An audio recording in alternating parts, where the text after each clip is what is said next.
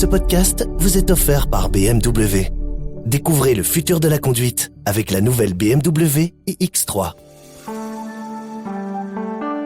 Bonjour à tous, bienvenue dans ce Trendstalk. La Belgique est à un moment historique, important sur le plan économique et social. Le budget qui doit être finalisé, la crise peut-être qui couve encore. On reçoit pour parler de tout ça et bien d'autres choses encore David Clarinval. Bonjour. Bonjour. Alors vous êtes un acteur clé de ce qui se passe pour le moment. Je rappelle, vous êtes vice-premier ministre au fédéral pour l'EMR.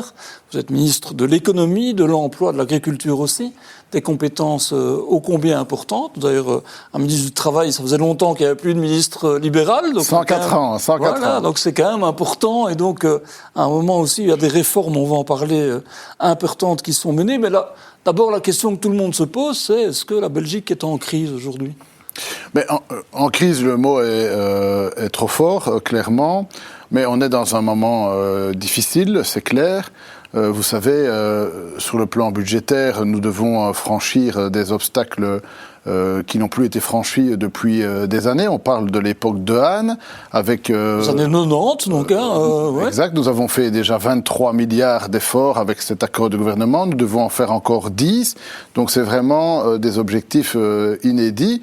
Et donc c'est très difficile, avec les réformes qui ont déjà été annoncées, de pouvoir encore faire cet effort supplémentaire. Mais d'un point de vue plus global, la guerre en Ukraine qui s'éternise, le refinancement dans la défense qui est lié, du coup. Exactement. Les tarifs américains qui ont des conséquences géopolitiques partout. Le fait qu'au niveau plus macroéconomique, eh bien, l'Europe soit sous pression du dumping chinois, d'une forme de protectionnisme d'autres continents. Tous ces éléments font que, au niveau économique, on est dans une période compliquée. Au niveau militaire, au niveau social, on est en effet dans une période difficile et nous devons ajouter ces éléments budgétaires en plus qui font que on est dans des temps un peu compliqués. Parce que le Premier ministre a quand même mis maintenant une forme d'ultimatum, je ne sais pas si on doit utiliser ce mot-là, mais en disant « retenez-moi, sinon le 6 novembre, je me rends au palais ». Ça veut dire quoi ? Qu'une crise gouvernementale est possible en plus ? En effet, donc nous avons convenu lors du Cairn de la semaine dernière, c'est que si le 6 novembre nous n'avions pas d'accord, Bart De Wever irait informer le roi. Ça ne veut pas dire nécessairement que démissionne. Il va en tout cas informer le roi et dire que la période est compliquée. Mais l'objectif, c'est surtout de montrer que nous devons, avant jeudi, qui est en fait le jour de la séance parlementaire de reprise après les vacances parlementaires, que nous allons avoir un deadline et qu'on doit se mettre d'accord donc pour mercredi soir. C'est une manière de vouloir mettre un peu un entonnoir dans les différents projets qui sont sur la table. Il y a le budget, mais il y a toutes les réformes qui sont en négociation, qui vont, nous espérons, pouvoir aboutir le 6 novembre. Et le cas échéant, si ce n'est pas le cas, alors on devra envisager la suite. Alors David Clarinval, on a un peu dépeint le MR comme le parti du non, parce qu'il y a eu plusieurs choses qui sont sur la table. On a parlé d'un saut d'index, on a parlé d'une hausse de la TVA. Bon, Vorreut surtout a évoqué la taxe des millionnaires. Bon, ça c'est un peu le refrain de la gauche connue, mais le MR dit souvent non, beaucoup non pour le moment. On dit non aux taxes. En fait, c'est vraiment la solution de facilité partout en Belgique et pas seulement au niveau fédéral. On voit quand on a des difficultés budgétaires, on taxe, on propose de nouvelles taxes, on augmente des taxes existantes, on revisite des taxes anciennes. Mais nous, on dit, dans un pays qui est déjà autant taxé que la Belgique, avec des niveaux atteints qui sont dans le top 3 au niveau européen, on ne peut plus taxer. Donc on dit non aux taxes, on dit on doit faire les efforts là où il y a clairement des marges, et là où il y a des marges, pour nous, c'est en dépenses. On le voit, les réformes doivent être menées, les dépenses doivent être vraiment contenue, et on doit entamer et prendre des décisions plutôt pour limiter la progression des dépenses ou diminuer les dépenses, parce que c'est là, en Europe, qu'on est dans le top 3 aussi. On est un des pays qui dépense le plus. Donc avant, c'est un principe de bon sens, paysan, j'oserais dire. Avant de dépenser, on doit d'abord faire son budget, et le budget, c'est on ne dépense pas plus que ce que l'on a. Et aujourd'hui, malheureusement, on a trop facile à dépenser de l'argent qu'on n'a pas encore récolté. Donc, diminuons les dépenses et on devrait pouvoir aboutir. On rentrera dans le détail de ça, mais avant, un saut d'index, par exemple, libéraux, par le passé, ont déjà accepté ça. Oui, mais il y a plusieurs formes de saut d'index. Donc, tout d'abord, il faut savoir que nous avons promis aux électeurs que nous allions récompenser les gens qui travaillent, que l'on allait augmenter le pouvoir d'achat, que l'on allait vraiment mettre une différence d'au moins 500 € entre ceux qui bossent et ceux qui sont inactifs. Donc, un saut d'index, ça ne va pas dans ce sens-là, ça ne récompense pas les gens qui travaillent, que du contraire. D'autant plus que ce qui était, et donc c'est pour ça que nous étions contre, d'autant plus que ce qui était sur la table, c'était un saut d'index à la Martens-Gold, à la Dehaene même, c'est-à-dire un mécanisme qui confisque l'index. On ne laissait pas à l'employeur le bénéfice de ne pas payer le salaire des travailleurs.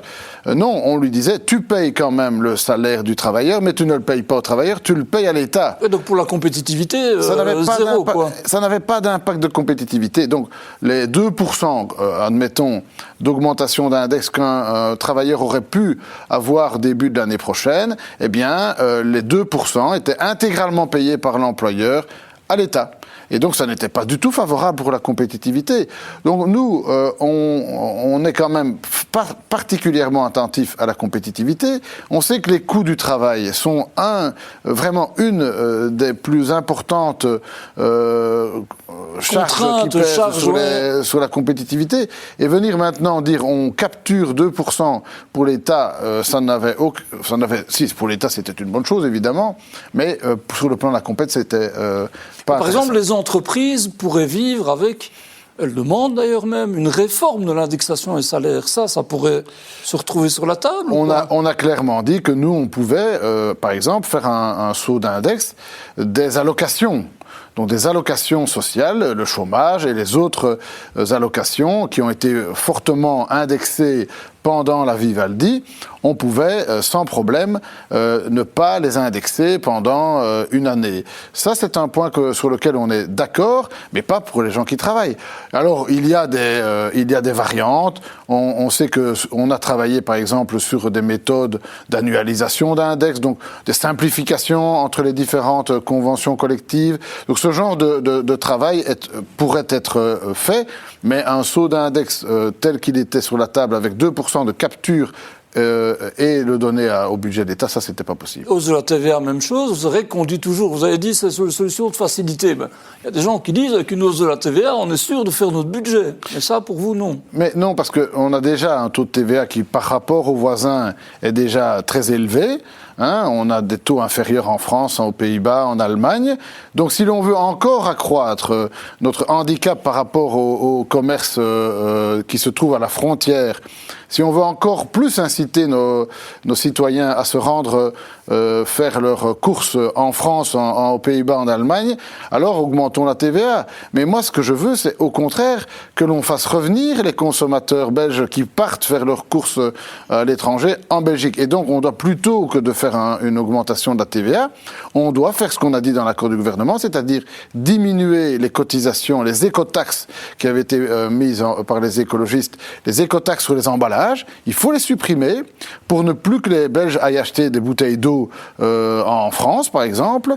On doit, par exemple, aligner les accises sur les alcools, par exemple, avec ce qui se fait dans des pays avoisinants, en France, simplement avoir le même taux pour ne plus qu'on aille acheter à l'étranger. Les Luxembourgeois sont à un taux tellement bas qu'il sera difficile de s'aligner. Je ne voudrais pas donner de faux espoirs. Mais par contre, on doit avoir ce genre de réflexion. Idem sur le... c'est pour faire rentrer de nouvelles... Ce sont des mesures qui rapportent de l'argent. En Belgique, nous avons interdit certains produits de tabac qui sont par contre vendus chez tous nos voisins. parce qu'on a une position d'être plus dur que nos voisins sur certains produits de tabac. Pourquoi ne pas simplement autoriser certains produits qui sont autorisés en France, aux Pays-Bas, au Luxembourg, et qui sont achetés par les Belges par e-commerce de toute façon, qui sont vendus sous le manteau. Autorisons ça, c'est 135 millions pour nos libraires et pour tous nos commerçants. Donc, il y a moyen de travailler, de rapporter de l'argent pour l'État en étant intelligent et en veillant à protéger plutôt que, en tout cas, à permettre que les achats se fassent en Belgique plutôt que se fassent à l'étranger. Voilà le genre de débat que moi je mets sur la table au sein du gouvernement et j'espère être entendu. Quand on parle de réduire de nouveau les dépenses, je dis de nouveau, certains disent on est un peu à l'os, c'est compliqué. Alors il y a la norme de croissance des soins de santé, ce genre de choses-là sur lesquelles il faudrait travailler, ou bien vous avez d'autres solutions créatives? On a clairement identifié des volumes importants qui pourraient être trouvés. Un exemple évident qui crève les yeux pour toutes les personnes dans ce pays, c'est malheureusement qu'en Belgique, nous avons encore beaucoup trop de personnes qui sont malades de longue durée. Quand on compare le nombre de malades de longue durée avec ce qui se passe en Allemagne, on a 600 000 malades en Belgique, c'est à peu près la même chose en Allemagne. Mais il y a 8 fois plus d'Allemands. Ça veut dire que les Belges sont 8 fois plus malades que les Allemands. Donc ça n'est pas acceptable. On ne veut évidemment surtout pas attaquer les malades. Les gens qui sont malades doivent être soignés dans de bonnes conditions. Ceux qui sont réellement malades. Bien sûr, les réellement malades. Ouais. Et ils doivent avoir le temps et les bonnes conditions pour pouvoir se soigner. On est vraiment très attentif à ça. On veut vraiment protéger les malades, qu'ils puissent se soigner.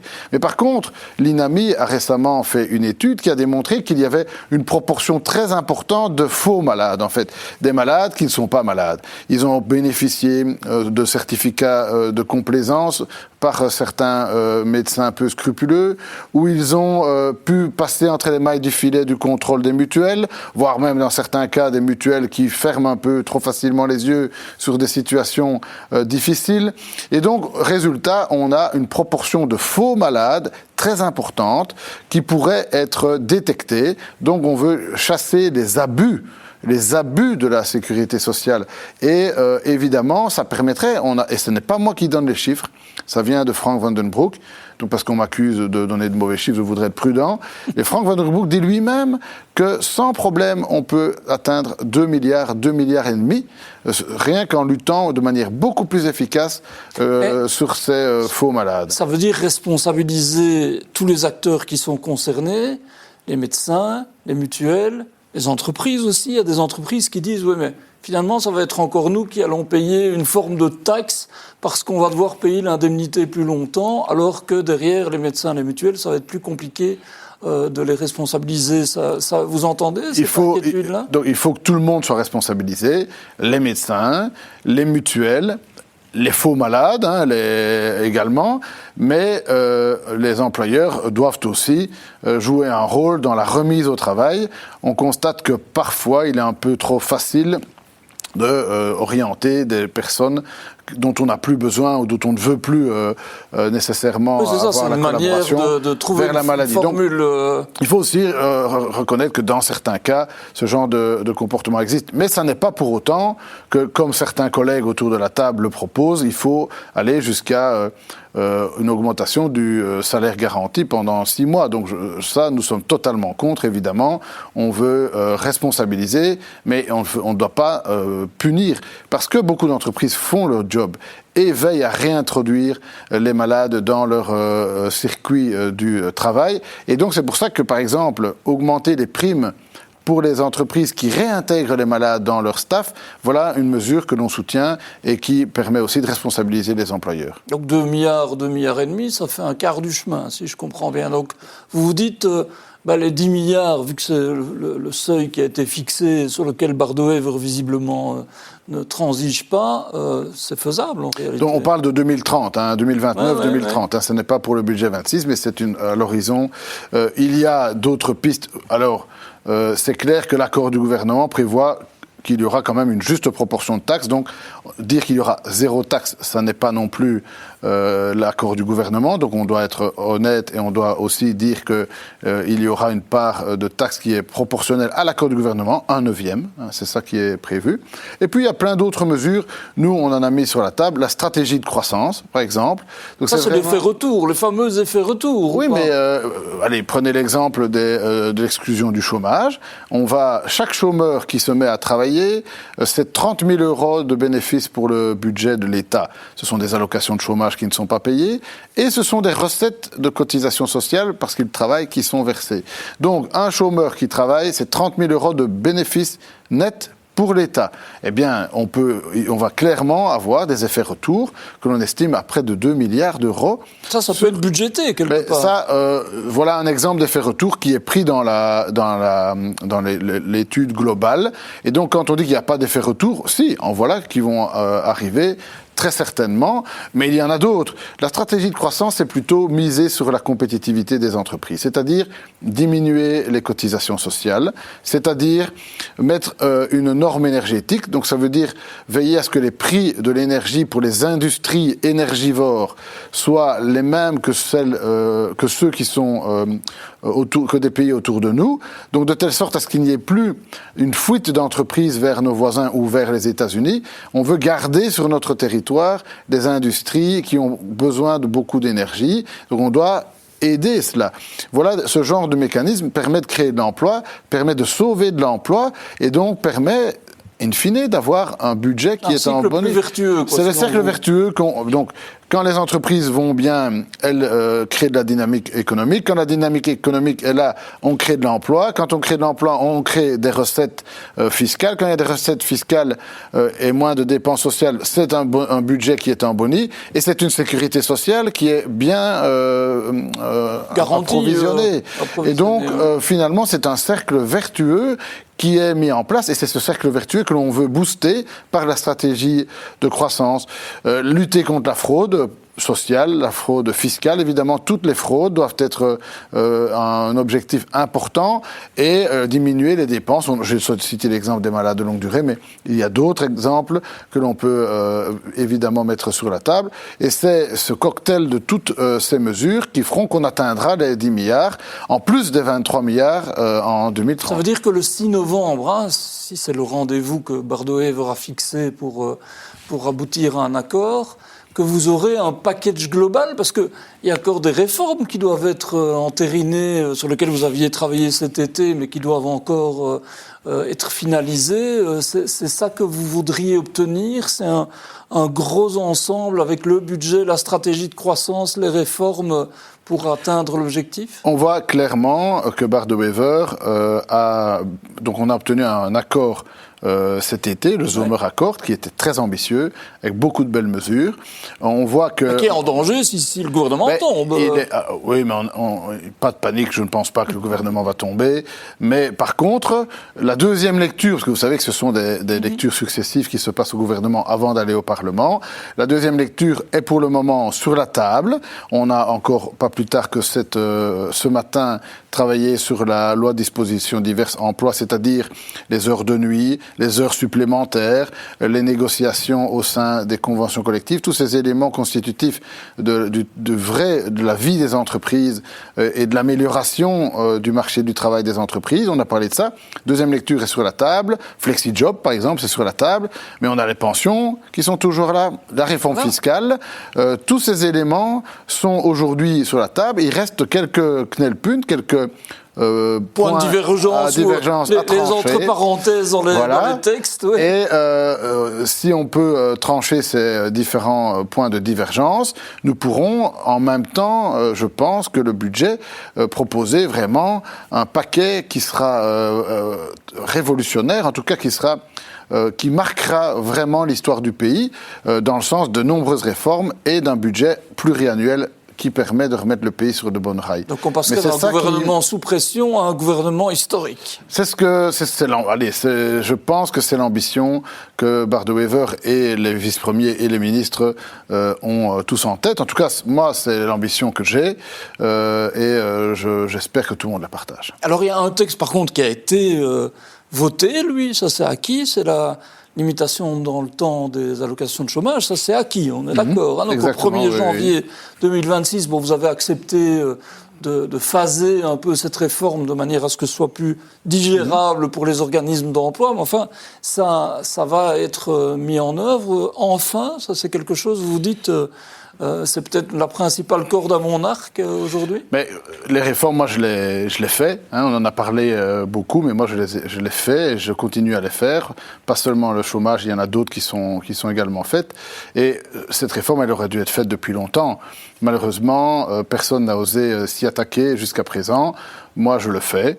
Je pense que si je le fais, c'est parce que je pense que c'est vraiment nécessaire et utile de remettre le travail au cœur des préoccupations. En fait, en réalité, en Belgique, on avait un système qui récompensait l'oisiveté, avec un système infini pour le chômage. C'était le seul pays au monde qui avait ce système qui n'était pas limité dans le temps. Et donc, malheureusement, on récompensait plus les personnes qui étaient dans l'oisiveté que celles qui voulaient travailler. Maintenant, c'est terminé. On maintient un système généreux, hein, avec 2 ans de chômage. C'est plus qu'en France ou que dans les pays avoisinants, qui sont à 1 an ou 1 an et demi. Nous, on est encore 2 ans, avec évidemment en proportion de la quantité de travail que vous avez fait avant. Si vous avez travaillé 20 ans au Cora, par exemple, vous aurez immédiatement les 2 années. Si vous n'avez fait que quelques mois de travail, ben, vous aurez un peu moins que votre collègue. Mais donc, ça devait être fait, ça remet le travail au cœur du débat. On le fait de manière soutenable. On a prévu des montants importants au CPS parce qu'on sait que dans le paquet des 200 000 personnes qui étaient au chômage depuis un certain nombre d'années, qui vont être exclues en 26 et en 27, on estime à peu près un tiers qui sont très éloignés du travail. Donc il y aura quand même un peu des files devant les CPS ou pas ? Alors, il y aura un tiers qui va aller travailler, parce qu'on voit déjà, et on a de bons indicateurs qui montrent que pas mal de personnes maintenant s'activent et reprennent du boulot, donc ça c'est vraiment bon. On a un tiers qui sont très éloignés du travail et qu'il va falloir plus accompagner, peut-être plus longtemps. Avec les régions, on va se focuser sur ce tiers-là. Et donc, il est clair que peut-être que le CPS va devoir les aider dans un premier temps pour leur permettre de retrouver en tout cas une solution. Et puis il y a un tiers de personnes qui ont des moyens, alors soit ce sont des moyens immobiliers, ce sont d'autres moyens qui existent aujourd'hui et qui font qu'ils n'auront plus droit au chômage parce qu'ils ont tout simplement des rentrées qui leur permettent de vivre sans cela. Ce sont des personnes qui peuvent travailler et qui, on estime qu'elles sont plutôt réfractaires au travail, mais en tout cas n'auront plus le chômage. Alors sur les réseaux, il y a eu quelques campagnes, quelques messages disant « j'ai reçu un message qui me met en demeure de retrouver un emploi, etc. » Est-ce que vous dites qu'aujourd'hui, il y en a qui jouent un peu à se faire peur sur la question ? Alors je pense, il y a eu beaucoup de discussions là-dessus. Moi, je regrette vraiment que les syndicats jouent un peu à faire peur dans cette période compliquée. Pourquoi ? Parce que aujourd'hui, l'ONEM a envoyé clairement des lettres aux personnes concernées. Les 2 premières vagues sont informées. Donc les personnes qui perdront leur chômage au 1er janvier ou au 1er mars ont reçu leurs lettres. Ensuite, il y a d'autres vagues, 1er avril, 1er juillet, selon etc. l'ancienneté Ces du gens chômage, ouais, seront informés en temps voulu. Et quand on sera certain qu'ils sont dans les conditions d'être exclus. On ne veut pas informer une personne, vous allez être exclu, et en réalité, comme elle a quand même travaillé de manière épisodique, eh bien, elle pourrait garder son chômage. On ne veut pas faire peur inutilement aux personnes, et on veut les informer quand on est certain. Or, certains syndicats ont envoyé vraiment tous azimuts, en ce compris aux vagues suivantes, des lettres les incitant à se rendre auprès des CPS, les incitant à prendre des formations. Et donc, moi, j'ai regretté un peu cette volonté d'aller plus vite que le train dans certains syndicats. Et on voit bien, et je ne mets pas tous les syndicats dans le même panier, on voit bien que, par exemple, la FGTB, qui clairement disent dans la presse, nous voulons faire tomber ce gouvernement, nous voulons que l'Arizona tombe. On voit bien que la FGTB fait ça à des fins plutôt politiques. D'autres syndicats ont fait ça plutôt parce qu'ils veulent plutôt prévenir, anticiper. Donc, ce ne sont pas les mêmes motifs, je pense. Notamment, il faut être correct. La CSC n'a pas la même attitude que la FGTB. Et donc, il fallait être clair que c'est la FGTB qui fait vraiment un combat politique. Donc, voilà, moi, je regrette un peu que, dans certains cas, on veuille aller plus vite que le train. Mais bon, soit, ceci étant dit, les personnes seront informées. On a veillé à phaser dans le temps pour ne pas qu'il y ait justement des files devant les CPS le 1er janvier. Pour permettre à ces CPS, on leur a donné des moyens considérables pour qu'ils puissent engager du personnel, pour qu'ils puissent recevoir de l'argent pour donner, avoir une compensation dans la RIS et aussi avoir des moyens pour pouvoir équiper peut-être des locaux pour recevoir éventuellement les personnes qui n'auraient pas de place suffisante dans leur bâtiment. Donc vraiment des moyens humains et immobiliers, et financiers pour pouvoir donner des solutions et qu'il n'y ait pas de personnes qui fassent des files devant les CPS. Mais le but de la réforme, ce n'est pas que les gens aillent au CPS, c'est vraiment que les gens travaillent. Toutes ces personnes sont en bonne santé, sont capables de travailler. Il y a des emplois disponibles.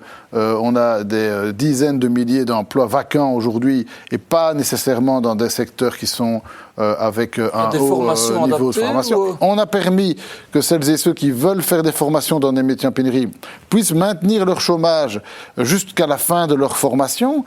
Et donc, je pense que tous ces éléments-là permettront que la transition se fera de manière positive, en tout cas certainement pas chaotique, mais cette réforme, elle remet le travail au cœur de notre message, tout le monde.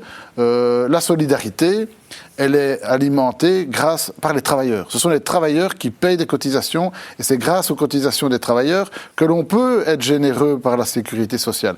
Donc on doit vraiment tous prendre notre part à la solidarité. Que dites-vous à ceux qui pointe une contradiction entre les réformes sur la flexibilisation du travail, le travail de nuit aussi, et cette volonté de remettre au travail les chômeurs de longue durée. Et certains disent c'est plus, en fait, ces réformes de flexibilisation, une attente du marché de l'emploi flamand, qui est presque au plein emploi, que du côté wallon, ça va être très difficile de remettre les gens à l'emploi. Est-ce que c'est une contradiction ou bien vous tordez le cou à ça ? En fait, il y a deux écoles économiques qui sont assez connues dans le monde économique. C'est, d'une part, plutôt le monde socialisant qui dit « le travail est un gâteau dont les limites sont fixes » et qu'il faut couper en morceaux. Évidemment, il y a plus de personnes qui sont autour du gâteau que de parts de gâteau, et donc malheureusement, il n'y aura pas assez de parts pour tout le monde. Ça, c'est dans une vision vraiment très fixe du marché du travail, qui n'est pas le marché du travail qui existe en Belgique. En fait, le marché du travail, il bouge. Si vous avez un développement économique, si vous avez une entreprise obtient des marchés à l'étranger, si un restaurant ouvre plus souvent, ouvre tous les jours plutôt que d'ouvrir 5 jours par semaine, si on peut se développer en acquérant des qualifications qui permettent d'avoir de meilleurs produits, toute une série d'éléments font qu'en fait le marché du travail, il va évoluer en Belgique soit à la hausse, soit à la baisse. Ça varie en fait en fonction de la croissance économique. Et donc nous, on veut que la croissance économique puisse permettre d'accroître le gâteau du travail puisse augmenter et qu'on soit évidemment plus autour du gâteau à pouvoir profiter de ces morceaux. C'est un fameux pari parce que pour le moment on est dans des croissances qui sont autour de 1%.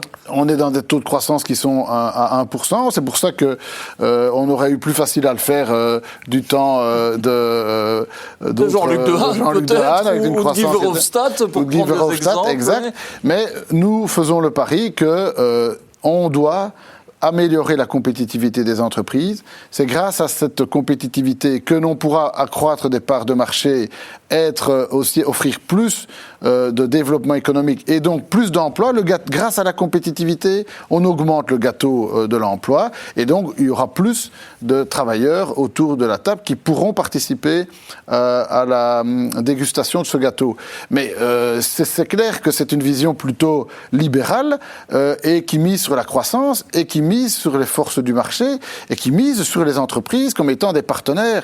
Les entreprises sont des partenaires que l'on doit aider motiver, on doit les accompagner, on doit les aider en ne mettant pas des bâtons dans les roues administratifs constamment, avec des charges administratives intempestives, en ne leur mettant pas des conditions de concurrence déloyale. Il faut arrêter de mettre des règles en Belgique qui sont plus strictes que dans les pays avoisinants et qui font que les entreprises vont tout simplement chez nos voisins parce qu'ils ont plus facile.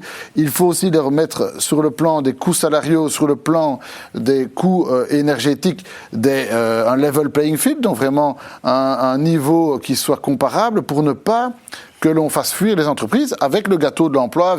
Donc c'est vraiment cette vision. Et donc moi, je dis que les emplois, que ce sont les flexi-jobs, les emplois d'étudiants, ça participe tout simplement non seulement à couvrir des pics dans des entreprises par des moyens plus flexibles, simplement permettre de faire face à un accroissement de commandes ou à des pics dans les visites dans les restaurants, etc., mais aussi à une meilleure compétitivité de nos entreprises et donc à un accroissement du gâteau.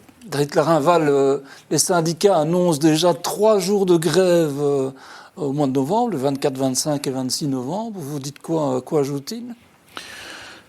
Mais, vous savez, j'ai récemment parlé avec un grand patron d'entreprise qui m'a dit qu'en fait, qu'ils allaient délocaliser une partie de leur activité en Belgique parce que le taux de jours de grève en Belgique est parmi un des plus élevés en Europe.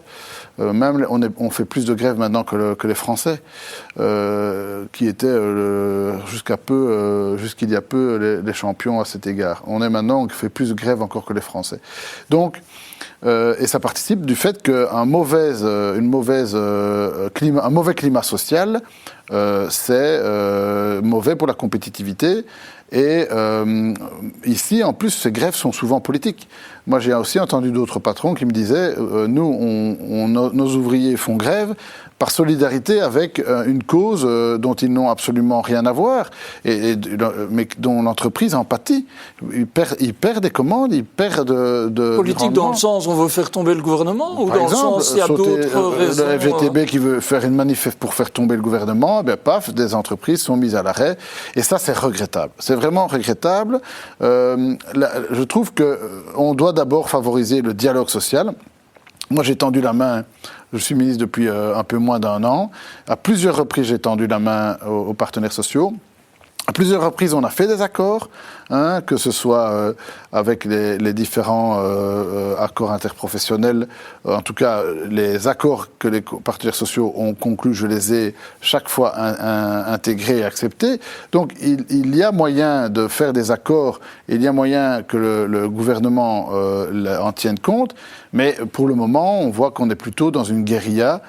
Et je le regrette vraiment. J'appelle à la responsabilité et j'appelle aux 2 bancs, patronat et syndicats, à venir s'asseoir avec le gouvernement pour trouver des solutions. Et c'est certainement pas en faisant ces grèves politiques que l'on va changer les choses. Bon, en tout cas, il y aura peut-être un signal que vous leur enverrez de manière plus claire encore le 6 novembre, si accord il y a. Exact. On se retrouvera pour en parler. En tout cas, on aura 3 jours qui seront sans doute chargés dans votre cas en début de semaine. Merci beaucoup, David Clarinval. Avec plaisir. Merci à tous d'avoir suivi ce Trendstalk et à la semaine prochaine avec peut-être un accord sur le budget. L'avenir nous le dira. Merci à tous. Ce podcast vous est offert par BMW. Découvrez le futur de la conduite avec la nouvelle BMW iX3.